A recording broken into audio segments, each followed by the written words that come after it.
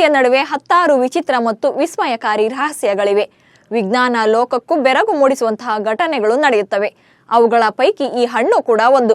ಈ ಹಣ್ಣನ್ನ ತಿಂದ ಬಳಿಕ 60 ನಿಮಿಷಗಳು ಅಂದ್ರೆ 1 ಗಂಟೆಗಳ ಕಾಲ ನಿಮ್ಮ ದೇಹದಲ್ಲಿ ಪವಾಡ ನಡೆಯುತ್ತೆ. ಅದೇನು ಅನ್ನೋದನ್ನ ಹೇಳ್ತೇನೆ. ನಾನು ಶಾಂತ. ನೀವು ಸುದ್ದಿಯಾನದ ಸಬ್ಸ್ಕ್ರೈಬರ್ ಆಗೋದಿಕ್ಕೆ ಮರಿಬೇಡಿ. ಪ್ರಪಂಚದ ವಿಚಿತ್ರ ಸಂಗತಿಗಳು, ಘಟನೆಗಳು, ಸ್ಥಳಗಳ ಬಗ್ಗೆ ಸಾಕಷ್ಟು ಕೇಳಿದ್ದೇವೆ, ನೋಡಿದ್ದೇವೆ. ಆದರೆ ವಿಶಿಷ್ಟವಾದ ಮಾಂತ್ರಿಕ ಹಣ್ಣಿನ ಬಗ್ಗೆ ಎಂದಾದರೂ ಕೇಳಿದ್ದೀರಾ? ಹುಳಿಯನ್ನು ಸಿಹಿ ರುಚಿಗೆ ಬದಲಾಯಿಸುವ ಶಕ್ತಿ ಈ ಹಣ್ಣಿಗಿದೆ. ದಕ್ಷಿಣ ಆಫ್ರಿಕಾದಲ್ಲಿ ಕಂಡುಬರುವ ಸಿನ್ಸೆಪಾಲಮ್ ಡಲ್ಸಿಫಿಕಮ್ ಎಂಬ ಹಣ್ಣು ಪವಾಡ ಸೃಷ್ಟಿಸುತ್ತದೆ. ಈ ಹಣ್ಣಿನ ವಿಶೇಷವೆಂದರೆ ಹುಳಿಯನ್ನು ಕೂಡ ಸಿಹಿಯಾಗಿ ಪರಿವರ್ತಿಸುತ್ತದೆ.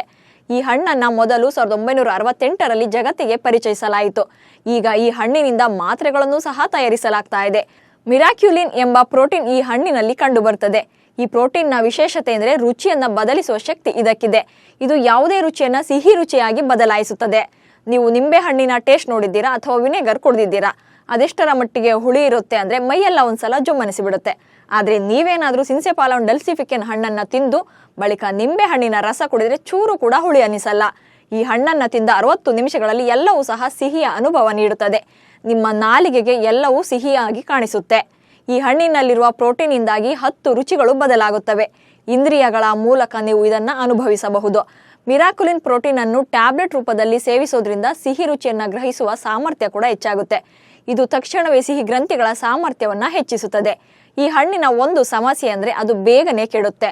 ಆದ್ರಿಂದ ಇದನ್ನು ಒಂದು ಸ್ಥಳದಿಂದ ಮತ್ತೊಂದು ಸ್ಥಳಕ್ಕೆ ಸಾಗಿಸುವುದು ಅಥವಾ ಬೆಳೆಸುವುದು ತುಂಬಾನೇ ಕಷ್ಟ.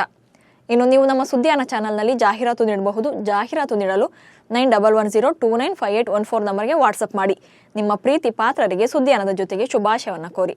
ನಮಸ್ಕಾರ.